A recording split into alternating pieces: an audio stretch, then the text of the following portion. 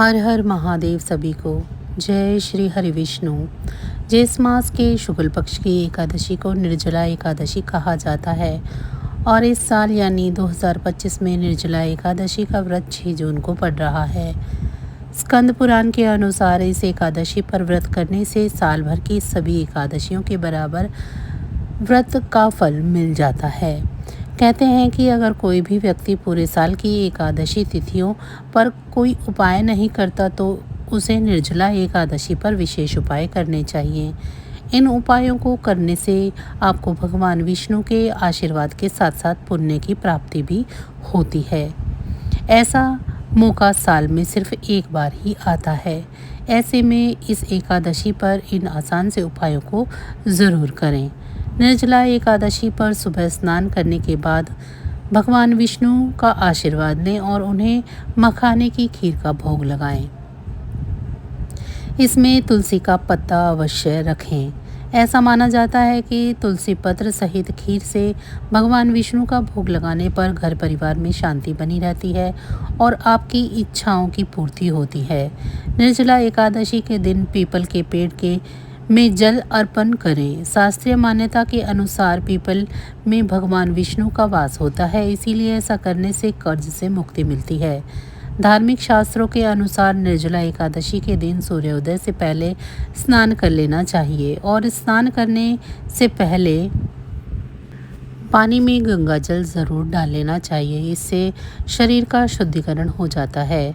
स्नान करने के बाद सूर्य को तांबे के लोटे से अर्घ्य देना चाहिए। ऐसा करने से आपको भाग्य का साथ मिलने लगता है।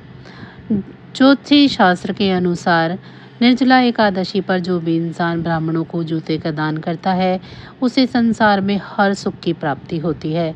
ये उपाय सबसे कारगर माना जाता है। निर्जला एकादशी के दिन भगवान विष्णु को पीले रंग के वस्त्र, फल और अनाज अर्पित करें। भगवान विष्णु की पूजा के उपरांत इन चीज़ों को किसी ब्राह्मण को दान दे दें। ऐसा करने से घर में कभी भी कलेश नहीं होते हैं। निर्जला एकादशी का दिन किसी गरीब को या मंदिर में तिल, वस्त्र, धन, फल और मिठाई का दान करें। इस दिन जल का दान उत्तम माना जाता है। जो भी इंसान इस दिन प्यासे इंसान, जानवर और पशु पक्षियों को पानी पिलाता है उसे कभी भी किसी भी चीज़ की कोई कमी नहीं होती है। शास्त्रों के अनुसार निर्जला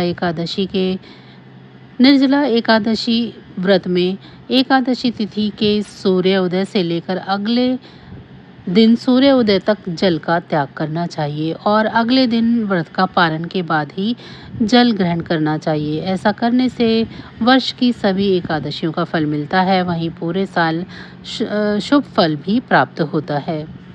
निर्जला एकादशी व्रत हर साल ज्येष्ठ मास के शुक्ल पक्ष की एकादशी को रखा जाता है और जैसा कि इसके नाम से पता चल रहा है इसमें निर्जला व्रत रखने का विधान है।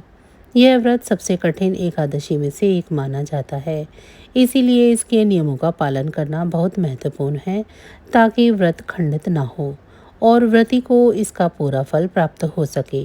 निर्जला एकादशी को लेकर इस बार संशय बना हुआ है। दृक पंचांग के अनुसार समर्थ यानी गृहस्थ लोग 6 जून शुक्रवार को यह व्रत रखेंगे और अगले दिन यानी 7 जून को इसका पालन करेंगे, जबकि वैष्णव यानी साधु सन्यासी समाज के लोग 7 जून को व्रत करेंगे और 8 जून को व्रत का पालन करेंगे। निर्जला एकादशी पर व्रत का नियम का पालन करना बहुत ज़रूरी होता है क्योंकि एकादशी व्रतों में सर्वाधिक महत्वपूर्ण एकादशी होती है। इसे निर्जला एकादशी या भीमासेनी एकादशी भी कहा जाता है। शास्त्रानुसार ऐसी मान्यता है कि केवल निर्जला एकादशी व्रत करने मात्र से वर्ष भर की 24 एकादशियों के व्रतों का पुण्य फल प्राप्त हो जाता है। अतः जो साधक वर्ष की समस्त एकादशियों का व्रत कर पाने में असमर्थ हो उसे निर्जला एकादशी अवश्य करनी चाहिए।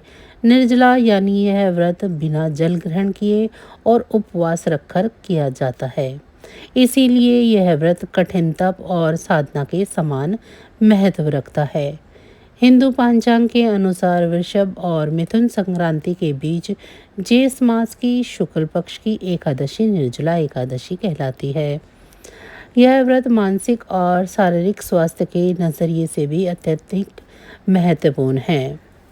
एकादशी का व्रत भगवान विष्णु की आराधना को समर्पित है।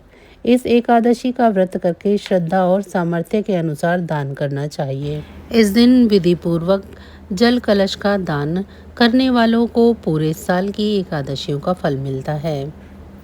जो इस पवित्र एकादशी व्रत को करता है वह समस्त पापों से मुक्त हो जाता है। विशेष एकादशी के पूजन का विशिष्ट नियम इस विशेष एकादशी के पूजन का विशिष्ट नियम है जिसका अनुपालन बहुत ज़रूरी होता है। इस दिन अन्न का त्याग बहुत ज़रूरी है।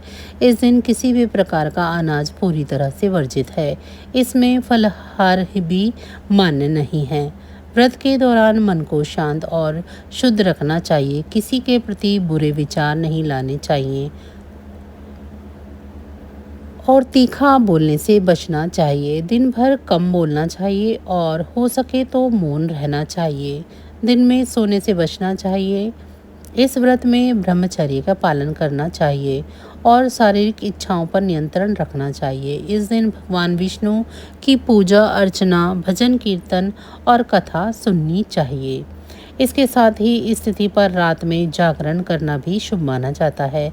द्वादशी के दिन सूर्योदय के बाद व्रत का पारण किया जाता है, लेकिन पारण से पहले ज़रूरतमंदों को दान दक्षिणा देना और पूजा करना ज़रूरी होता है। व्रत के दौरान क्रोध और लोभ जैसे नकारात्मक विचारों से दूर रहना सबसे ज़्यादा ज़रूरी और अनिवार्य है, अन्यथा व्रत का लाभ नहीं मिलता। विधि पूर्वक व्रत करने का विधान: श्रद्धालु प्रातःकाल सूर्योदय के समय स्नान के बाद भगवान विष्णु की पूजा अर्चना कर निर्जला एकादशी व्रत करने का संकल्प लें। साधक और श्रद्धालुओं के लिए यह आवश्यक है कि वह पवित्रीकरण के लिए आचमन किए गए जल के अतिरिक्त अगले दिन सूर्योदय तक जल की बिंदु तक ग्रहण न करें एवं अन्न व फलाहार का भी त्याग करें। इसके बाद अगले दिन द्वादशी तिथि के स्नान के बाद पुनः विष्णु जी का पूजन करके किसी विप्र को जल से भरा कलश व यथोचित दक्षिणा भेंट करने के बाद ही अन्न जल ग्रहण कर पारण करें। तो बस आज की जानकारी इतनी ही थी। फिर मिलेंगे हम आपको ऐसी ही किसी अन्य जानकारी के साथ अगली वीडियो में। तब तक आप सभी को अगर ये जानकारी अच्छी लगी है तो वीडियो को लाइक करें। चैनल को अभी तक सब्सक्राइब नहीं किया है तो चैनल को सब्सक्राइब कर लें और कमेंट बॉक्स में ज़रूर बताएं कि आप सभी को हमारी ये जानकारियाँ कैसी लग रही हैं। इसी के साथ भगवान विष्णु और माँ लक्ष्मी की कृपा दृष्टि आप सभी पर सदैव बनी रहे। आप सभी का बहुत बहुत धन्यवाद। नमः शिवाय।